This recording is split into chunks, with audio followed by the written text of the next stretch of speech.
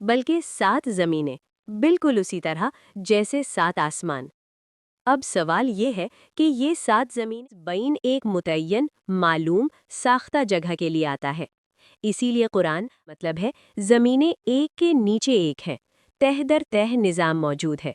7 ज़मीनें उमूदी तरतीब में।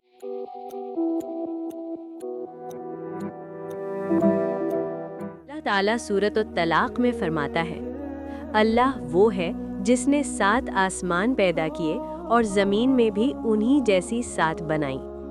ये आयत बिल्कुल वाज़ेह है, ना तमसील ना मिसाल, बल्कि 7 ज़मीनें, बिल्कुल उसी तरह जैसे 7 आसमान। अब सवाल ये है कि ये 7 ज़मीनें कहाँ हैं और इनकी साख्त क्या है? इसी का जवाब हमें सूरत ताहा की एक इंतहाई गहरी आयत में मिलता है। अल्लाह ताला फरमाता है, उसी का है जो कुछ आसमानों में है और जो कुछ ज़मीन में है और जो कुछ उन दोनों के दरमियान है और जो कुछ सरा के नीचे है। अक्सर लोग यहाँ रुक जाते हैं, मगर असल राज वमा तहत सरा में छुपा है। सरा क्या है? सरा का मतलब है ज़मीन के नीचे की गहरी नम तहें, मिट्टी के नीचे के पोशीदा तबकात, वो दुनिया जो हमारी नज़र से ओझल है। और यही वो जगह है जहां नबी सल्लल्लाहु अलैहि वसल्लम ने एक हैरान कुन हकीकत बयान की। नबी करीम सल्लल्लाहु अलैहि वसल्लम का फरमान, सरा के नीचे एक ऐसी मखलूक है जिसकी तादाद सिर्फ अल्लाह जानता है। ये बात बहुत वाज़ेह है, ज़मीन के नीचे मखलूक मौजूद है। ये मखलूक हमारी दुनिया का हिस्सा नहीं, ये एक पोशीदा आबाद दायरा है, यानी हमारी ज़मीन आखिरी हद नहीं है।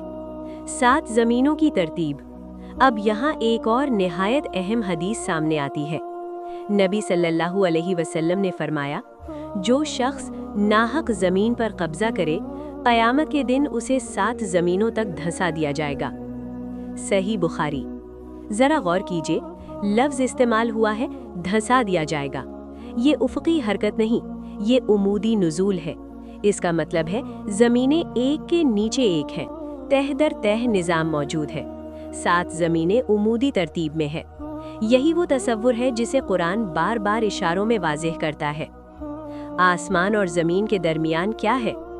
सूरत ताहा की आयत में एक और अहम फ़क़रा है, वमा बैनहुमा, यानी आसमान और ज़मीन के दरमियान। ये कोई खाली खला नहीं, लफ्ज़ बैन एक मुतय्यन, मालूम, साख्ता जगह के लिए आता है। इसीलिए कुरान आसमान को महफूज छत कहता है, ज़मीन को बिछाई हुई फैलाई हुई बताता है, दुनिया को एक मुनज़्ज़म निज़ाम के तौर पर पेश करता है। ये सब इस बात की तरफ इशारा है कि हम एक बंद, महफूज, डिज़ाइन शुदा निज़ाम के अंदर हैं। कुरान में अभी बहुत कुछ है जो हमने पढ़ तो लिया है मगर समझा नहीं।